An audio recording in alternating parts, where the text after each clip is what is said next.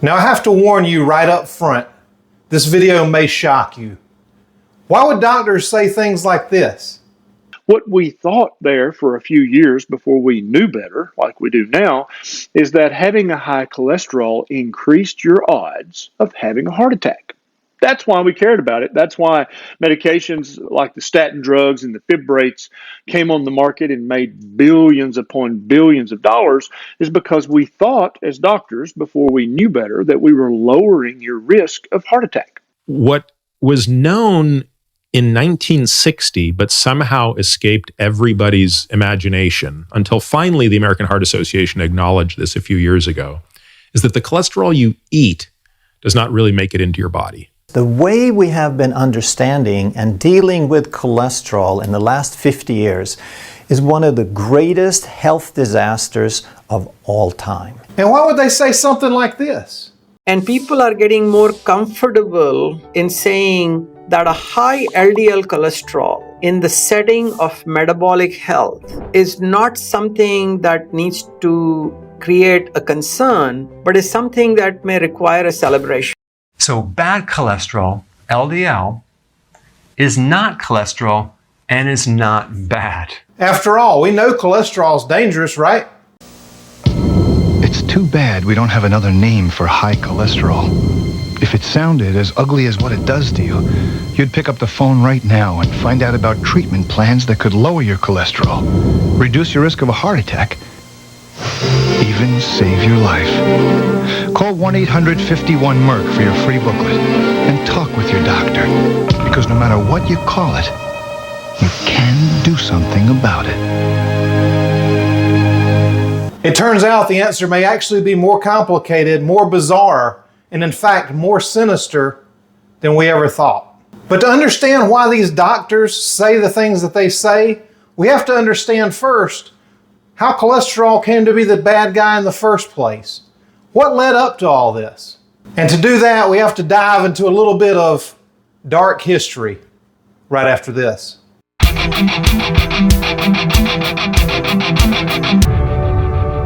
Now, before we begin, I need to tell you that I'm not a doctor and this is not medical advice.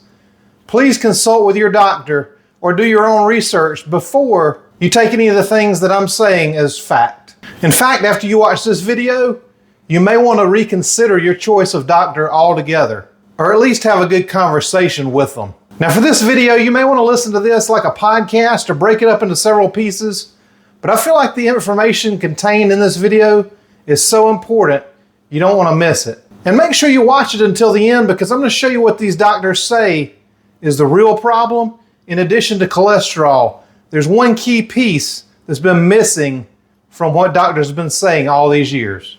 They'll tell you the danger, why it happens, and what you can do about it. And again, please don't take my word for this.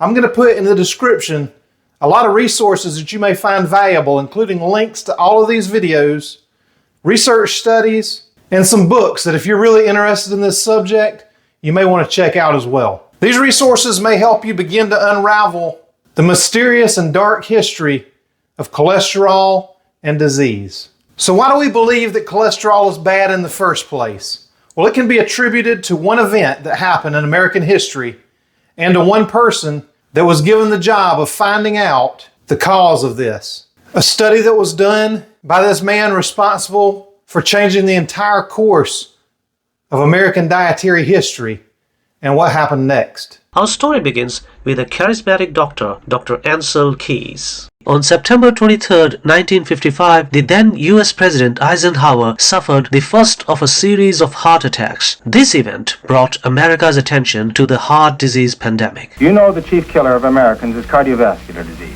Of 10 men, we can expect 5 to get it. But we can't say who, or when, or why. Here are vital statistics. They show that this problem here in America is the worst in the world. He presented a correlation between deaths from heart disease and percentage of fat in diet in 6 countries.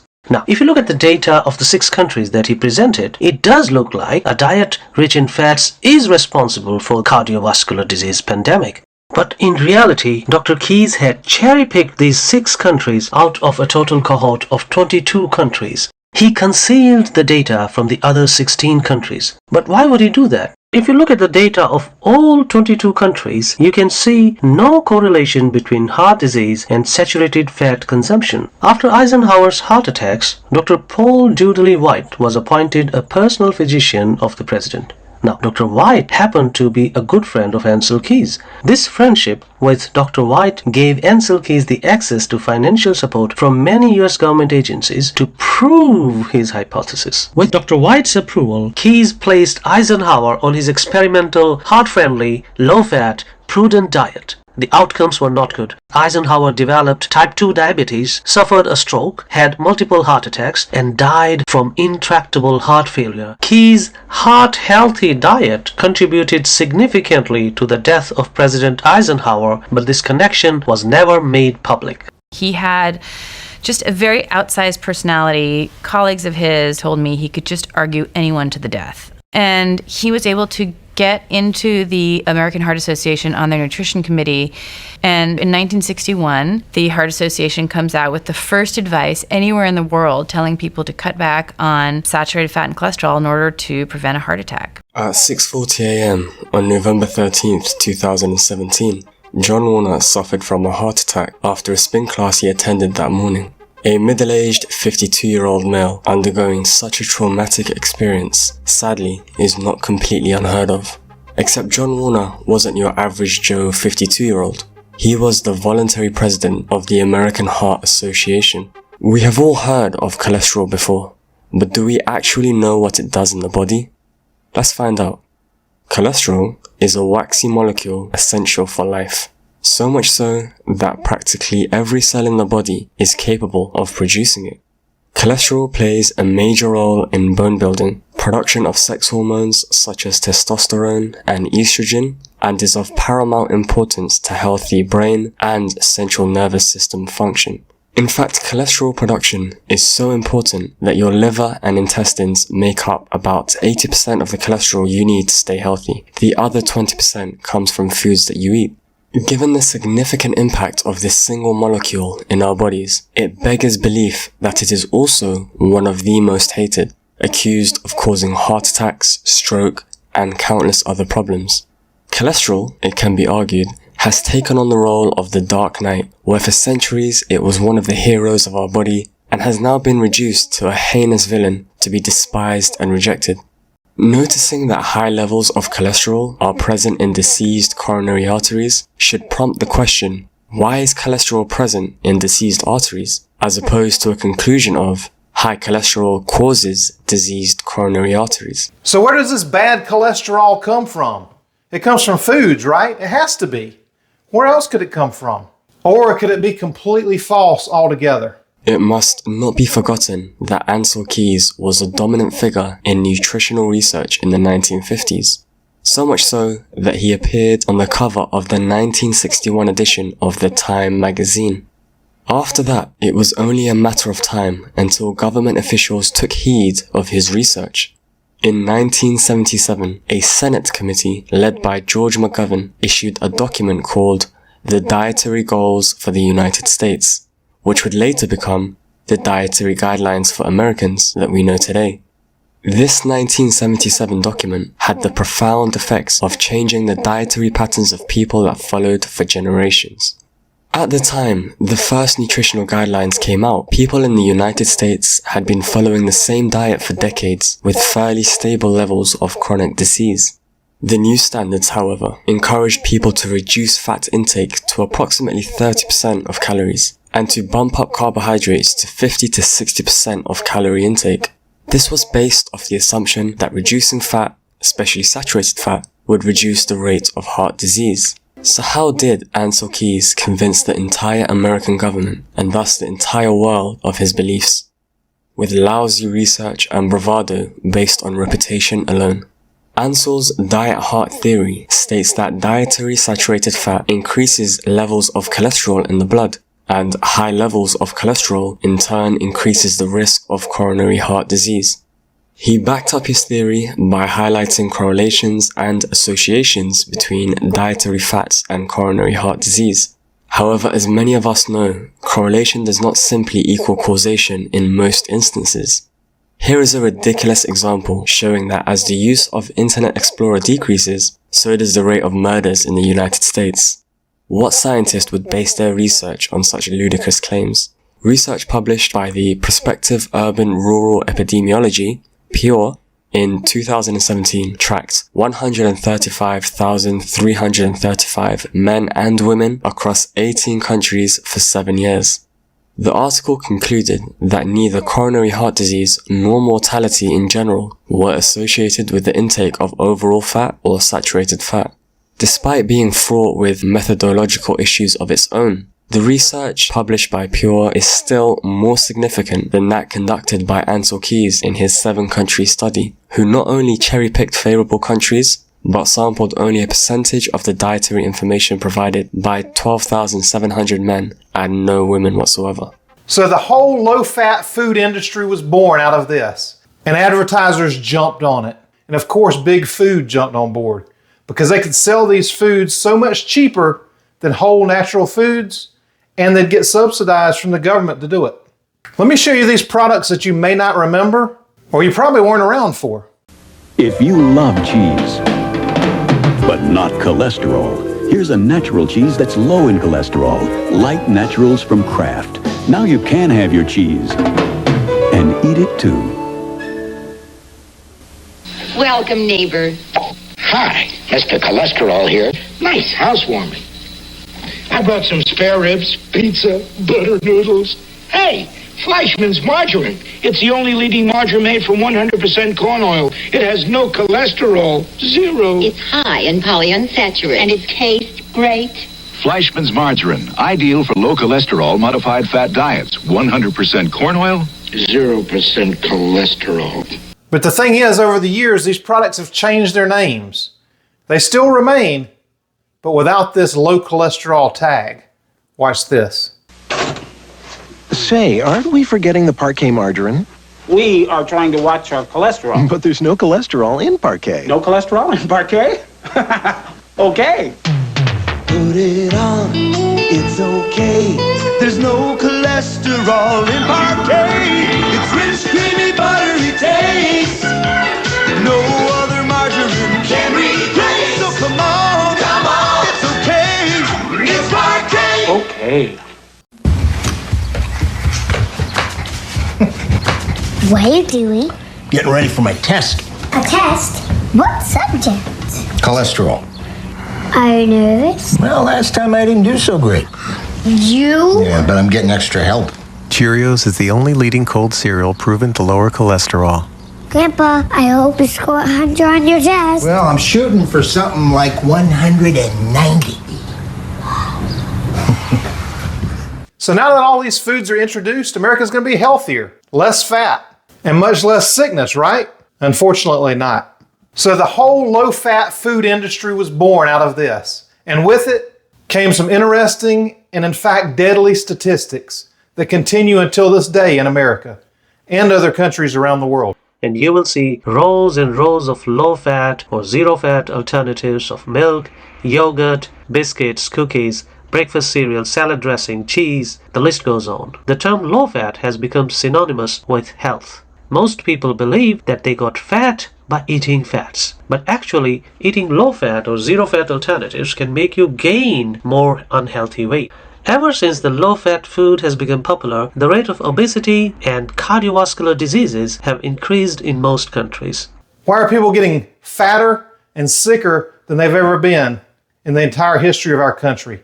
And just in the last fraction of our country's history, which happens to be when these findings came out, these things have been ignored until just the last few years, when these doctors have stepped forth after doing their own research and seeing what was really going on in the country, talking to their patients and trying to figure out why. If we had the answer to this bad cholesterol thing, why are people getting fatter and sicker than they've ever been? Well, it turns out the answer may not be as simple as we think.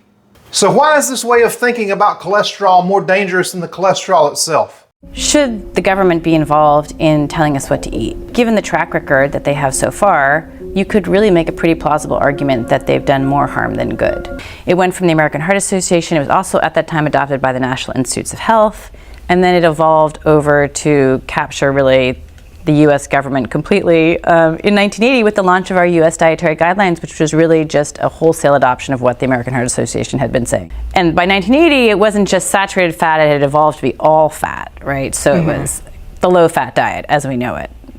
You know, keep saturated fat low, keep all fat low, and don't eat cholesterol. Too bad, it's already policy. So we've had the situation where we just cannot reverse out of these policies that were originally based on really weak science. Yeah, which is sad because, you know, we've seen this emerging data that shows since the dietary guidelines have gone into effect, Americans have just been getting fatter. I think there was a New York Times article that said most Americans are, I think 40% are now classified as obese.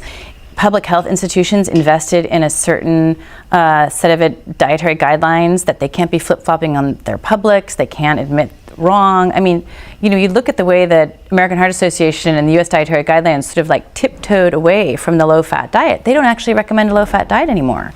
If you go to their websites, you can't find it. And why did they tiptoe away from it? Well, that kind of reversal and embarrassment is something that institutions who are supported by the public trust, they can't afford to lose. So let's hear what this first doctor has to say about cholesterol. Today I want to talk about cholesterol because the way we have been understanding and dealing with cholesterol in the last 50 years is one of the greatest health disasters of all time. And there's this huge fear factor about cholesterol. When people are changing their lifestyle and they're getting healthier, they're losing weight, they're feeling better, all their health markers are improving except one.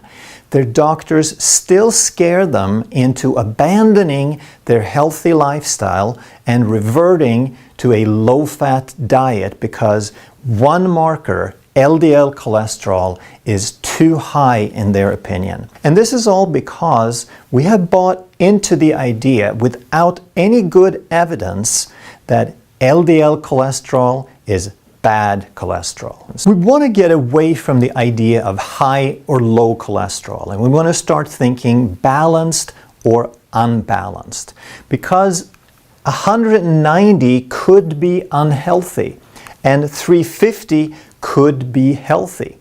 Now, this is not to say that you should ignore your cholesterol numbers. They still give you good feedback. Higher isn't necessarily better, but higher isn't necessarily bad either. We have to understand when to pay some attention. What are the numbers to pay attention to? We'll go over that.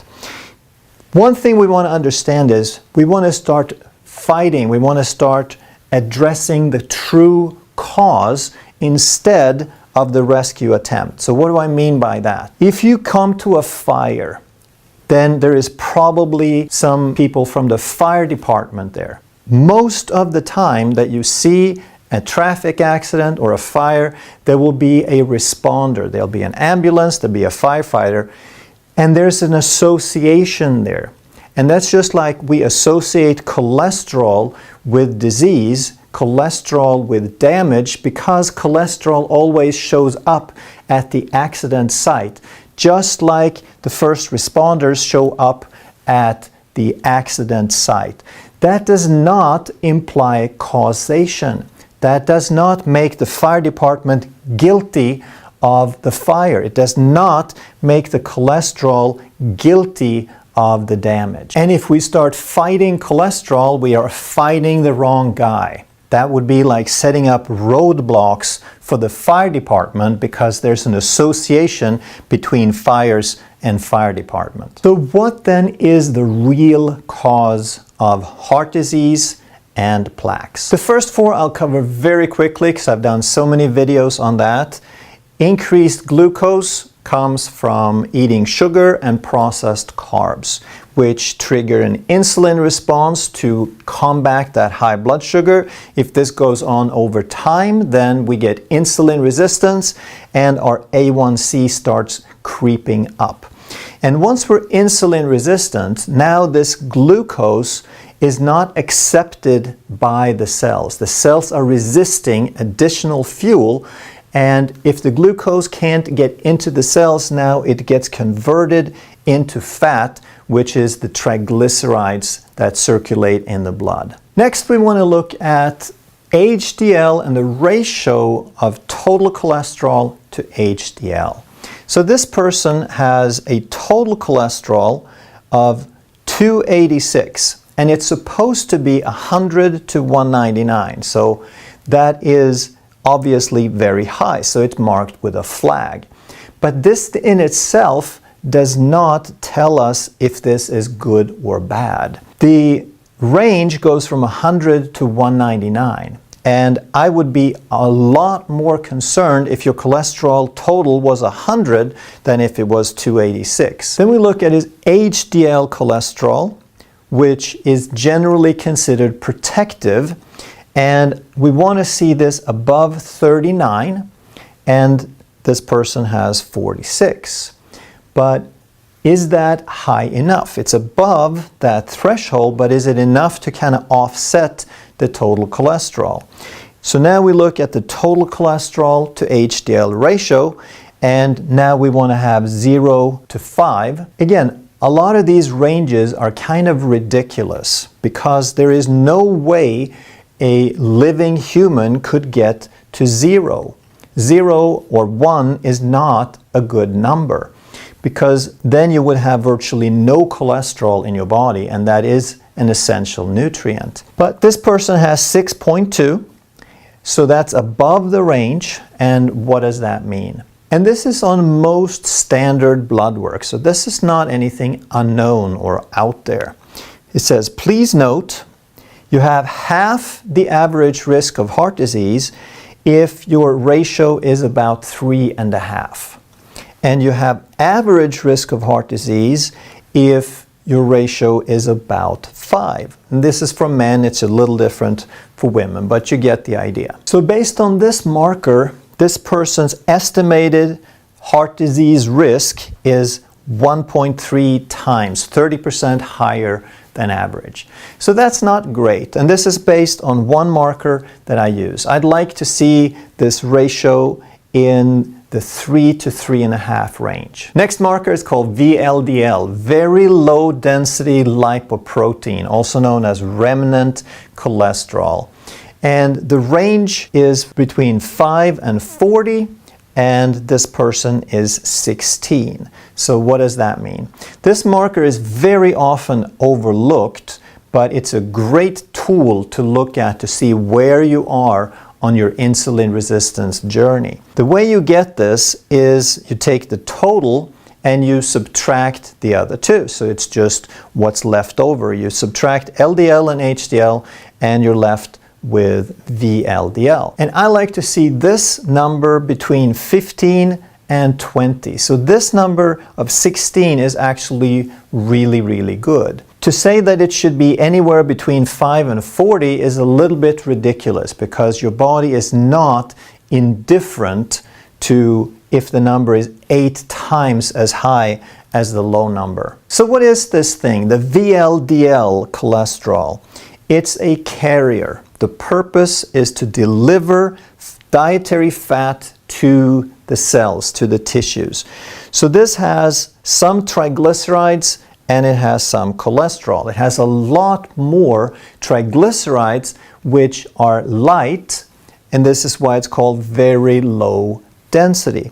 And the purpose is to deliver the fat to the tissues, and when it's successful, then it quickly offloads these triglycerides and the cells take them in, and now this VLDL becomes an LDL, a healthy, normal, fluffy LDL. But if you're insulin resistant, then the tissues resist the delivery of these nutrients, of this fat. And therefore, if it's unsuccessful in delivering, then it's going to linger, it's going to stick around in the bloodstream for a long time, and the levels go up. So when we measure them, they are much higher. So if you have a value of 35 or 40, then you're quite insulin resistant because your tissues are resisting the delivery of fuel. Now let's talk about the really important stuff that hardly anyone gets. 99% of people prescribing statins have no idea of what I'm going to tell you. We said that the liver packages nutrients into certain vehicles for delivery, and one of those is the VLDL, and if all goes well, this quickly is converted into a normal, healthy, fluffy LDL. And then what happens is your liver wants to recycle this LDL. It wants to keep it going. So it has receptors, and if this LDL is normal, then this system works like a revolving door. Very, very quickly does the liver reabsorb it, repackage it, and put it out again. And it does this with VLDLs, with LDLs, with HDL, with all the different types of cholesterol. They are always appropriate, whether they're high or low, they're appropriate for what's going on in the body. But what happens if you introduce some oxidative stress and some low-grade chronic inflammation and some glycation, if you get some sugars stuck on these LDLs? Now they become damaged. And when they're damaged or oxidized, now they shrink. And this is why we're talking about the size of the LDL, and the bad LDL is the damaged LDL. But again, it's not the LDL that it's bad, it's small, and therefore it indicates that you have had some oxidative stress and some inflammation and glycation. These are the real problems. The small LDL is just an indicator of those problems. And here's one of the first big keys to understand. This healthy LDL fits into the revolving door, but this oxidized LDL does not. When it's small and damaged, now this receptor doesn't recognize it. It doesn't fit into the system. The liver cannot reabsorb this LDL, and therefore the numbers of small damaged LDL starts building up. And what was it that caused the oxidative stress, the inflammation, and the glycation?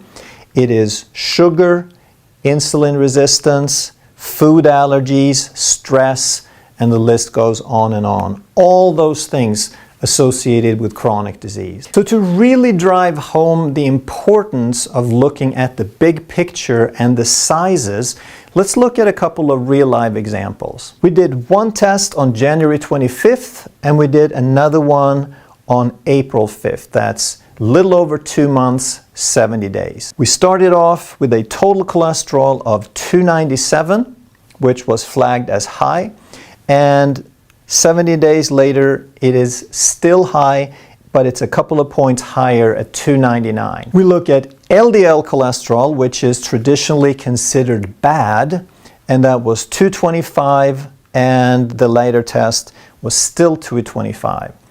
So this guy was a patient who had been doing some changes in his lifestyle, doing low-carb, high-fat diet. And let me tell you, his medical doctor was not impressed. He was asked very sternly, or told, to get on a statin drug. They said, look, it's not getting better. So then we ordered an NMR profile. We had this on both occasions, which is where you measure the particle count, which takes into account the size of these particles. And now it starts looking even worse, because we want this number to be under 1,000, and it is 3,448. And now you may have noticed that this has my name on it as the ordering physician. So you're wondering, why am I bragging about this case? It just doesn't look too hot. I mean, this guy is in trouble, right? Well, once we look at the next step, we look at the change, we see that his LDL particle count went down from 3,400 to 2,900. We had a change, a reduction in 455. a 15% reduction in the number of cells. But more importantly, what kind of cells, which cells were reduced? So now we look at the small LDL count, and that went from 1653 to 1227. So what we see here is crucial. Almost all of the reduction was the small, damaging, oxidized LDL particles, the ones that caused the plaquing and the damage. And on this test, we also get an average size of the LDLs, and we want this to be over 20.5. So this guy started off in January at 20.9. So even though his numbers didn't look too impressive, they were probably much, much better than they were 6 months or a year earlier. We just don't have any data on that. And then we look at what happened in these 70 days, and it climbed. The size average increased from 20.9 to 21.3. And that may not look like a huge change, but let's look at it one more way. LDL particles can be called small pattern or large pattern. And we see that on the first test, this person was already into the large pattern size. And 70 days later, he was further in. It doesn't look like a whole lot. But now let's look at this. They also give you what's called an insulin resistance score. And in January, he was in the 57th percentile. That means there were still 57% of the population that were healthier than he was in this regard. But 70 days later, he was in the 33rd percentile. And he had made tremendous progress, because what this means, in only 70 days, he had passed 84 million Americans in terms of health. And this is why it's so important to look at the big picture, because if you only looked at the milligrams of total cholesterol and LDL, it looked like he was making no progress. But when we start understanding the big picture and we actually measure, now we're more interested in the direction he's going. Are we making progress? And can we monitor that continued progress? So what would be the pros and cons of a statin drug? We know they lower cholesterol, but now let's understand what type of cholesterol they actually lower. So what does a statin drug do? It increases the number of receptors to reabsorb LDL particles. That would seem like a good thing, right? Well, the thing is that these healthy, fluffy LDL particles, they fit into these receptors like we talked about. So if we take a statin, then we will see these numbers of LDL particles go down.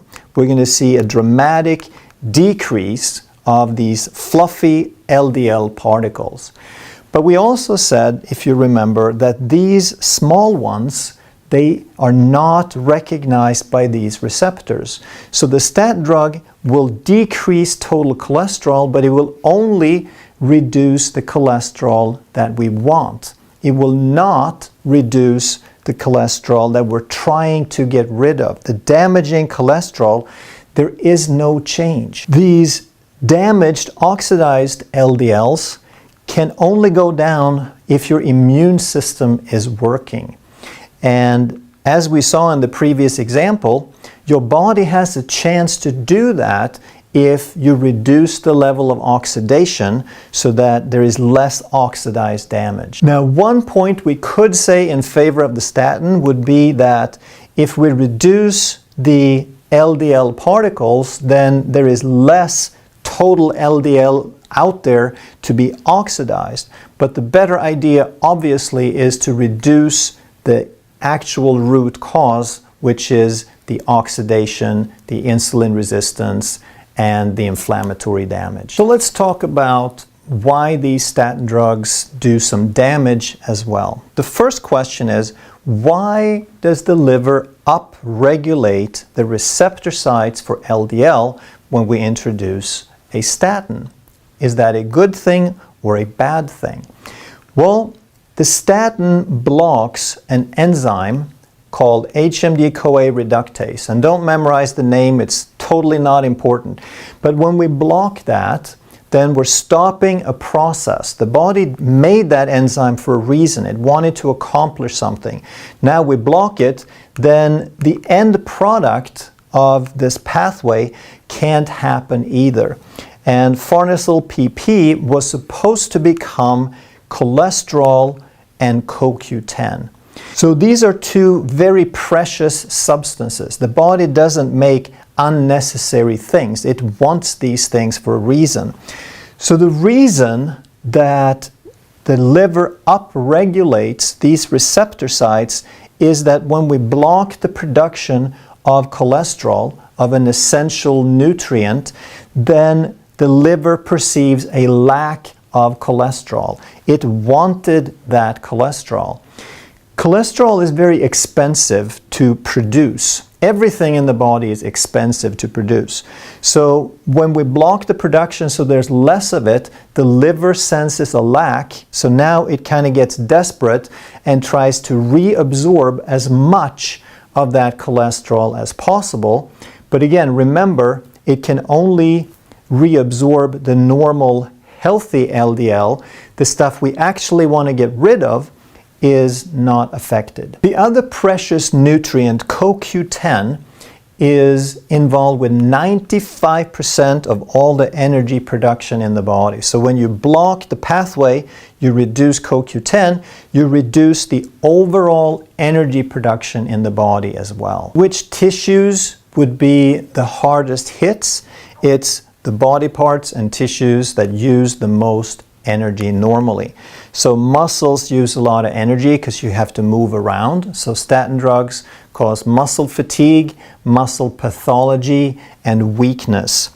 And if you recall, one really important muscle is called the heart. And we take the statin drugs because we're afraid that the cholesterol will block the artery and shut off the oxygen delivery for energy production. But now we take a drug that actually shuts off the energy production and the delivery to the heart. So now the heart has to work harder, and we often get heart pathology like cardiomegaly and things like that. Another very hard-working organ is the liver. So first we interfere with the production of cholesterol, so it has to try even harder to make and reabsorb cholesterol, and then we block the energy production to that. And then there's one more place that uses more energy than any other, and that is your brain. It's 2% of your body weight, uses 20% of all the energy in your body. So let's take some statins so we block the energy production to that as well. So you could take a statin drugs and you can interfere with all of this, or you could just stop eating sugar and get healthy. Here's something else that you need to know. Yeah, so the term originates from the differentiation between low-density lipoprotein, LDL, and high-density lipoprotein, HDL. So let's start with where there's a grain of truth here. So LDL, or low-density lipoprotein, which is not cholesterol. LDL is the carrier molecule. It's the low-density lipoprotein. It's the boat or the submarine that carries cholesterol. LDLs are bad, and HDLs, high-density lipoproteins, are good.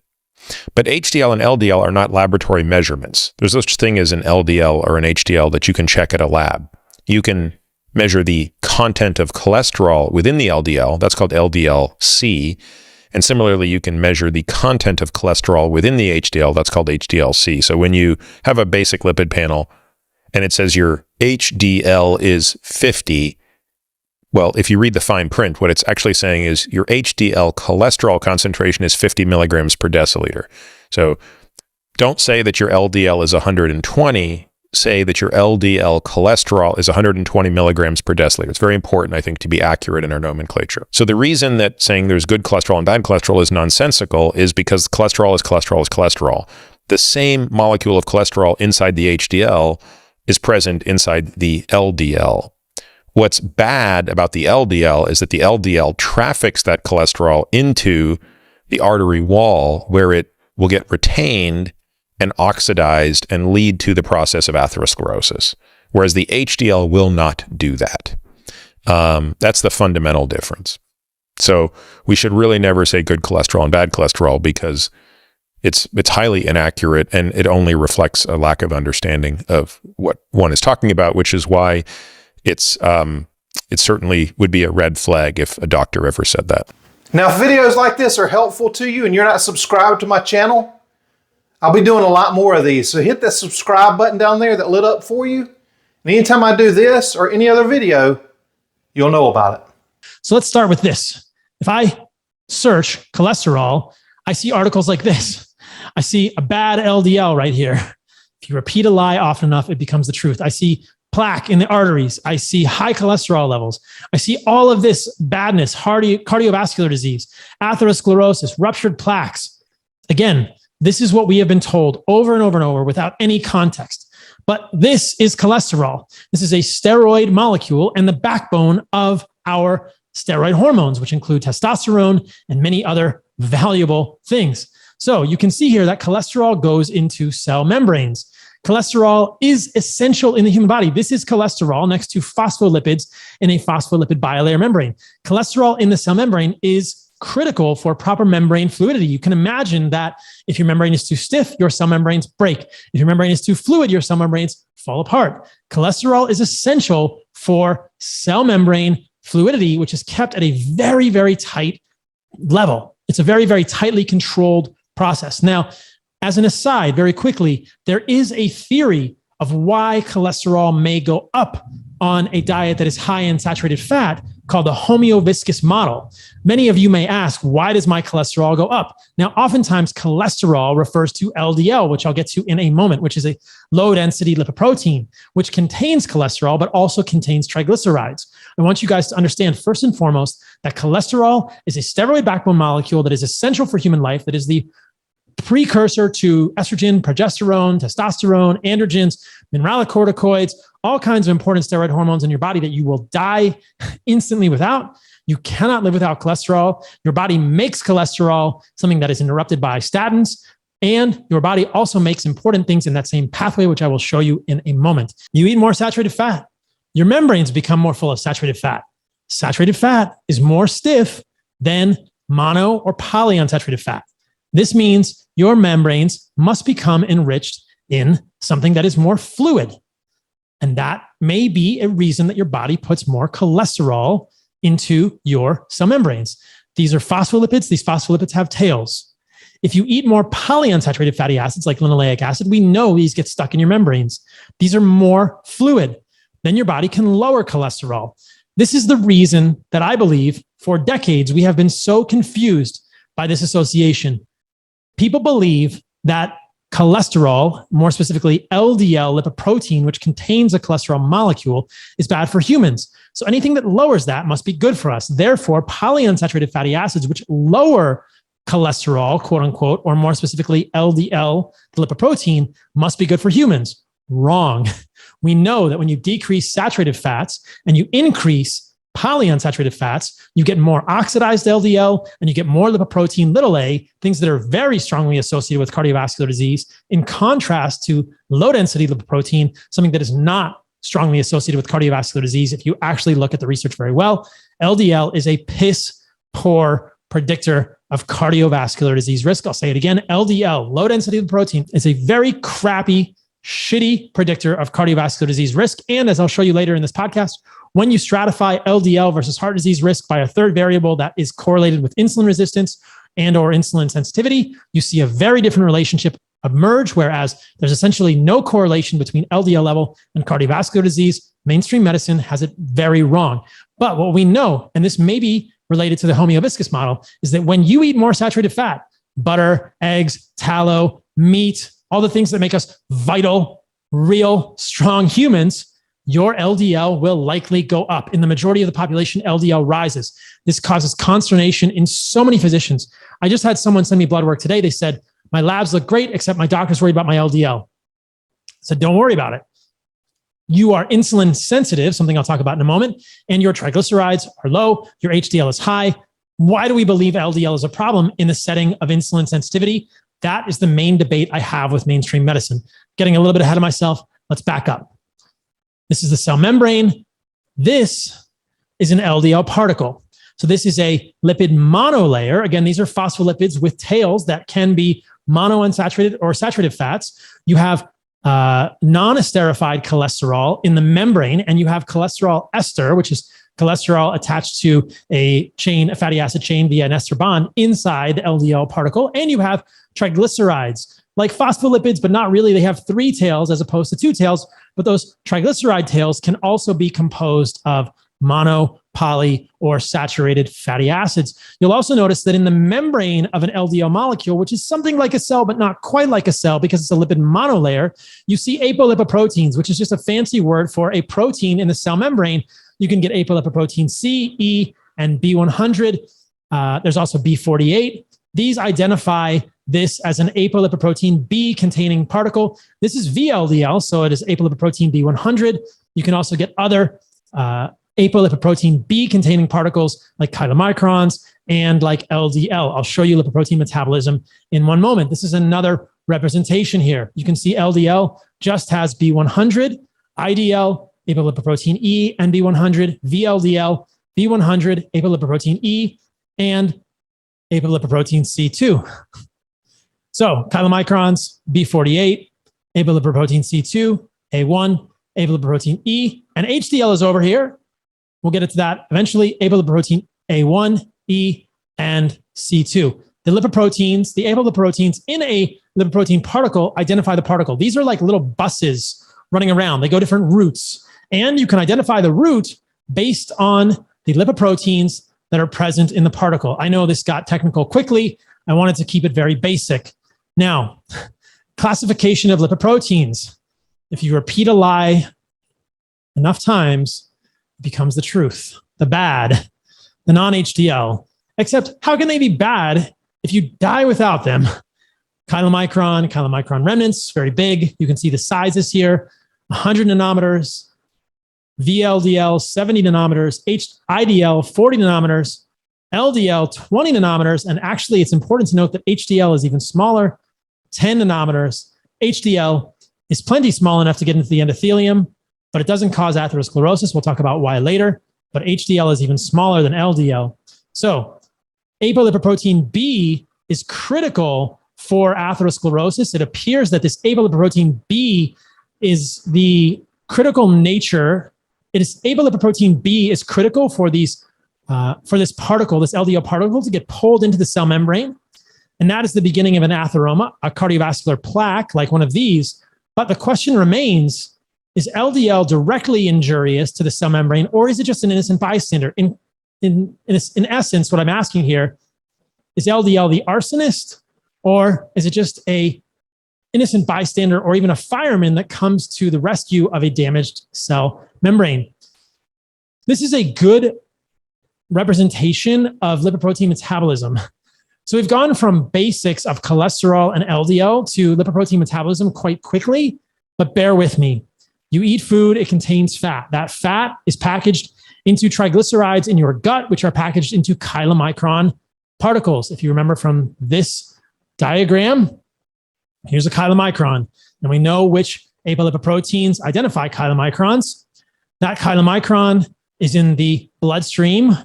Lipoprotein lipase acts on it. You get transfer of cholesterol ester and triglycerides between a chylomicron remnant and an HDL particle via an enzyme called CETP, cholesterol ester transferase protein, transfer protein. These chylomicron remnants are taken up at the liver. Now, you also see free fatty acids going into the liver. Insulin is connected with free fatty acids. I will discuss that shortly in regard to Dunnigan familial hyperlipidystrophy. So remember that free fatty acids are connected with insulin. Specifically, the actions of insulin stem. They stop the flow of free fatty acids into the bloodstream. Free fatty acids can go into the liver, and then the liver makes the next buses. Think of the liver as the bus station. These are buses, chylomicron remnants are buses coming into a city, let's call it Chicago for lack of a better city, whatever city you want. And there's a bus station in Chicago. There are passengers on the buses, cholesterol ester and triglycerides. They get on and off the buses. Before you even get to the bus station in Chicago, some of the passengers get off the bus and go to HDL from the chylomicron remnant, and some passengers get on. But a lot of the passengers, most of the passengers get onto the big bus as you eat food, and it goes to the bus station in the liver. Then the liver sends out a bus called VLDL, very low density lipoprotein. Again, we know which chylomicrons identify very low density lipoprotein. And then the VLDL moves through your bloodstream where the same things happen. CETP, cholesterol S for transfer protein, helps triglycerides and cholesterol esters move from HDL to VLDL, and triglycerides move from VLDL to HDL. And then it gets smaller and smaller because it drops things off at your cells. It drops off cholesterol for some membranes, so your cell membranes can remain as viscous and as fluid as they want to be, and it becomes smaller and smaller. You have this IDL, intermediate density lipoprotein, and then LDL, the one everyone thinks of, and the one that we colloquially think of as cholesterol, right here, LDL. And then you have small dense LDL, and both of those, small dense LDL and LDL, return to the liver. You see the apolipoproteins here as well, E, C, A1, B100, B48. We talked about that earlier. This is a bus system. But just like buses are critical for a city, for passengers to move around a city, lipoproteins are critical for your body. You will die without these, and you will die without the cholesterol needed to make cell membranes and needed to make these cholesterol esters that go into the LDL particle, and the cholesterol that is unesterified that is necessary to make these membranes and the membranes of your body, which must be fluid. This doctor will explain why. Hey folks, Dr. Sean Beck here. Let's talk a little bit about heart disease and where the sort of belief that cholesterol and saturated fat is what's leading to heart disease. So let's go back to the very beginnings of this. And so we're going to talk about what does saturated fat and cholesterol do in our body, besides give us quote unquote heart disease, but why do we have it in the first place? Is there any use for this? Make these claims that dietary cholesterol, saturated fat is driving heart disease. And so is that actually true? Well, first of all, let's talk about what cholesterol does. Cholesterol is not only good for our health, it's essential for human life. Some of the things that cholesterol does in the body, it creates the outer layer of every single cell membrane in your body. Every single cell in your body is dependent upon cholesterol. It strengthens your white blood cells. Has a function in the immune system. It helps us to make vitamin D. It helps us to make our adrenal hormones. It makes bile.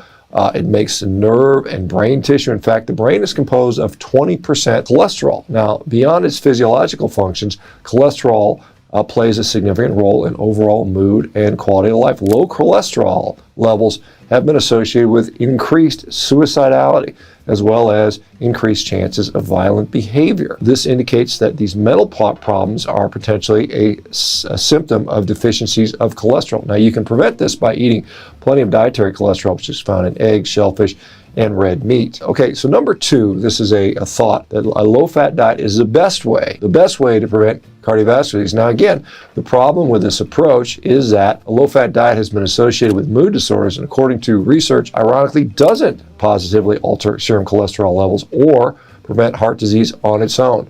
Research shows that a low-carb, high-fat diet is actually better than a low-fat diet for preventing cardiovascular disease. If you're getting value out of this video and it's eye-opening to you, please share it with somebody that you think might benefit from it as well. Leave me a comment down below and let me know who you think the real villain is in this situation. Number three, this is a big one. Replace all your saturated fat or most of your saturated fat with polyunsaturated fats, things like vegetable oils for better heart health. Again, saturated fats are some of the most durable fats available. We've been eating them literally for millions of years. Researchers have recently observed that there is a lack of true and thorough evidence for saturated fats' connection to cardiovascular disease.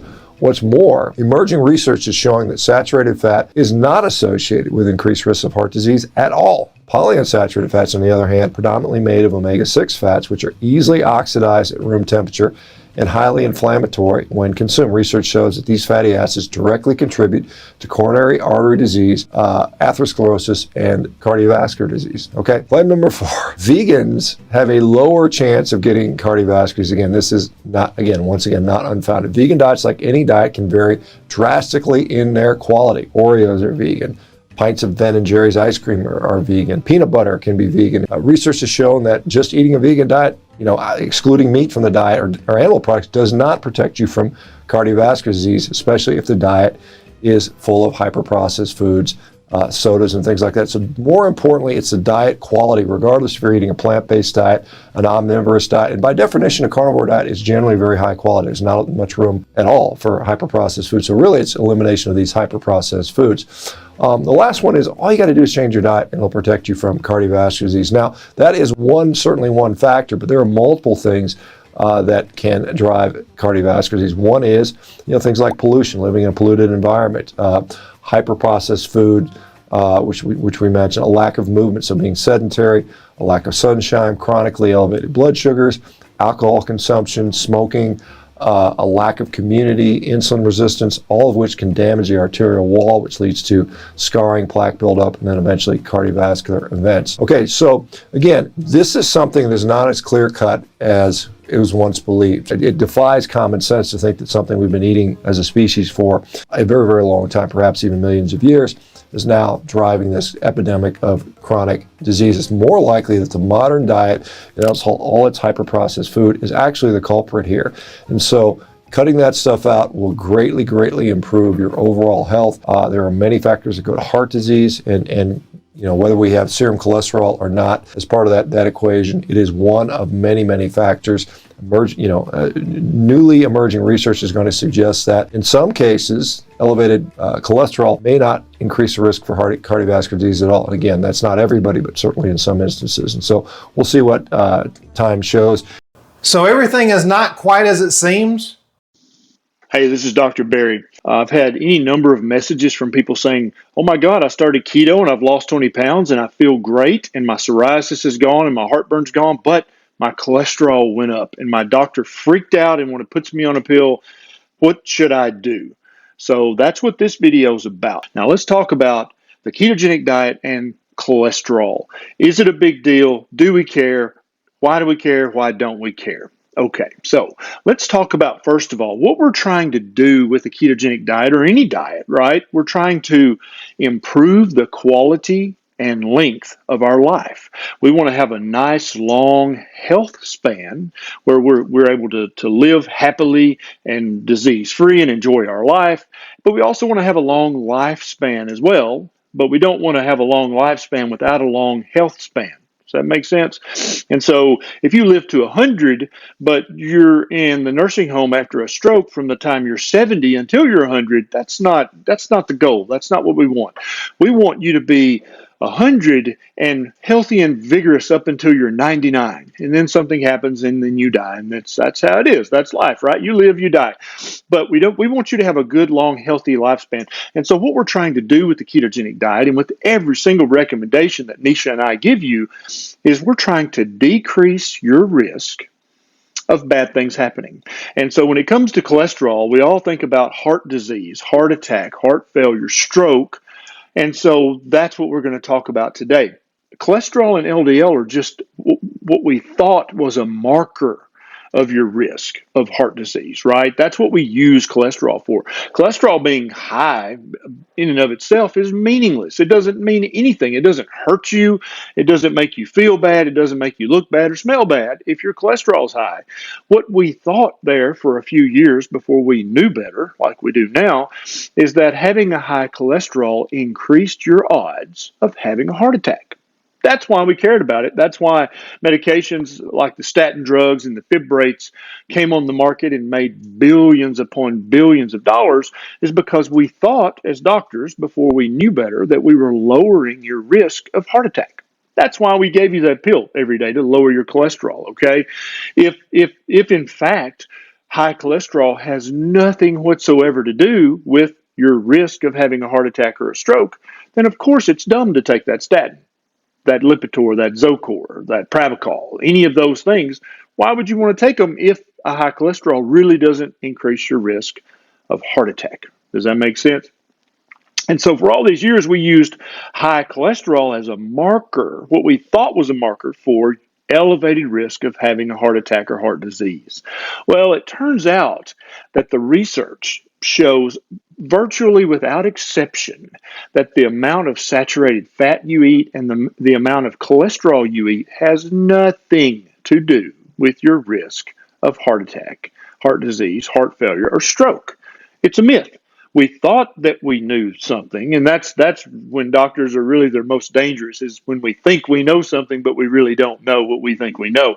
And that's kind of how it was. We were tricked by some early research done on cholesterol and saturated fat. And then, of course, the big drug companies picked that up and ran with that because they sniffed billions of dollars in the air. And so they, of course, did what every business does. They tried to make more money, and they did a great job at it at all of our expenses, right? They made the doctors look like buffoons, and they made the patients pay money for a pill that could have induced side effects, either annoying or serious, and really didn't protect them from anything.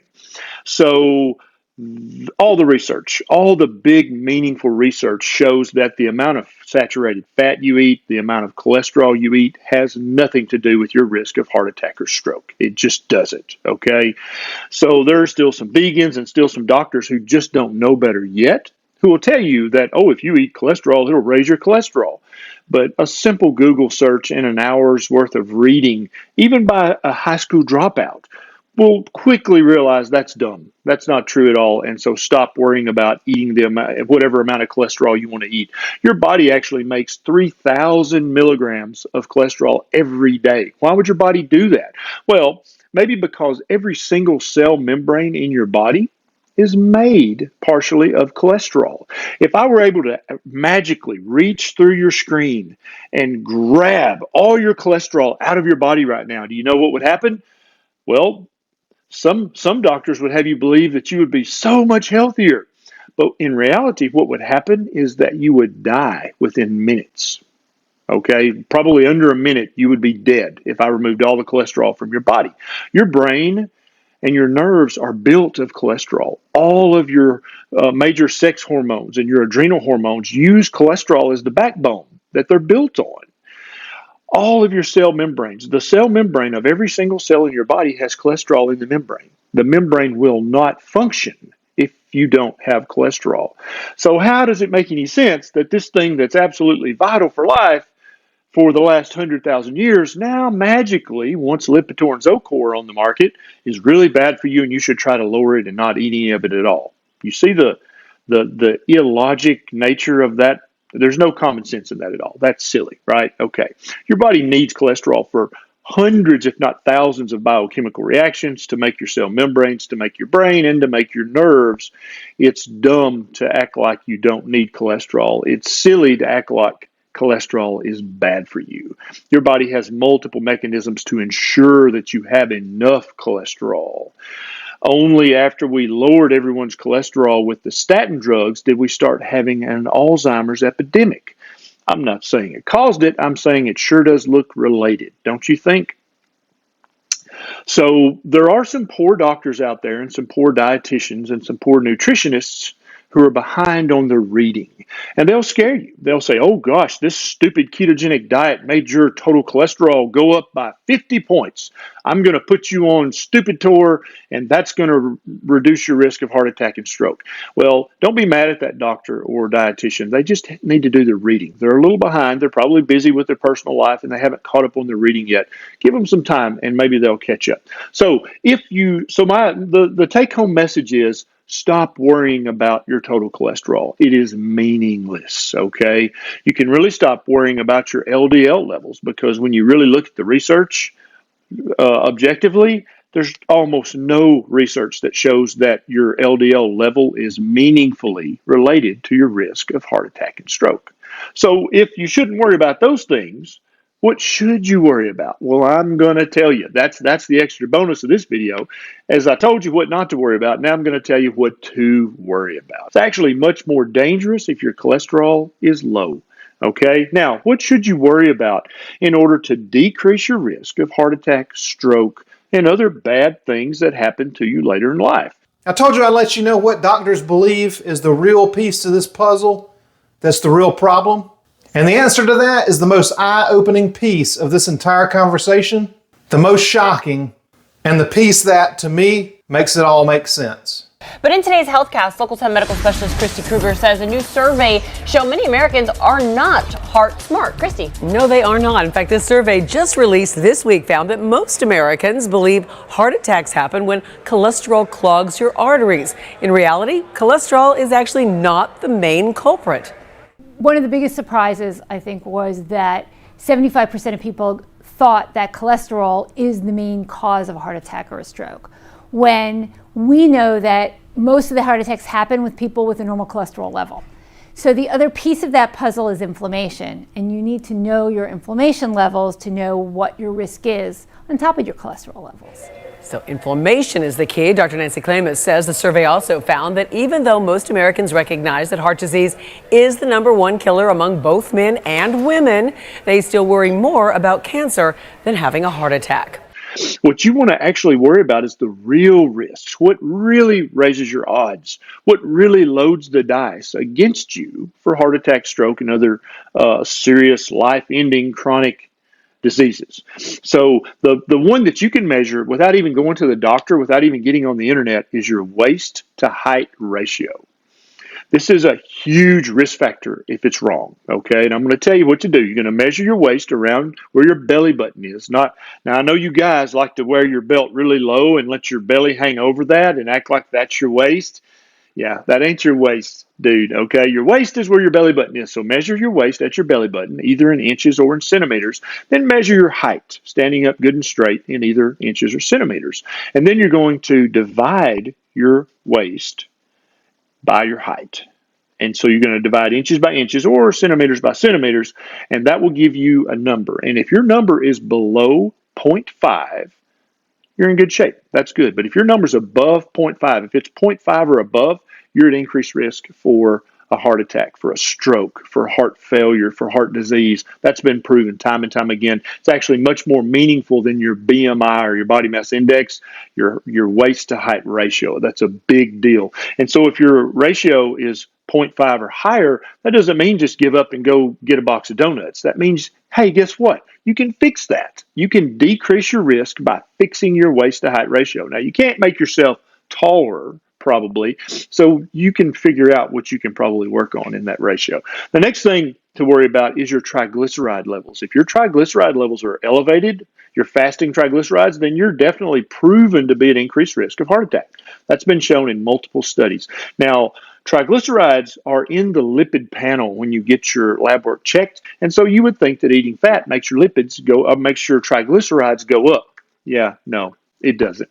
Eating fructose, sugar, starches, simple carbs, that's what makes your triglycerides go up, and that's what you need to avoid to decrease your risk of heart attack and stroke. Also, what you need to decrease your waist circumference, okay? The next thing is a fasting insulin level.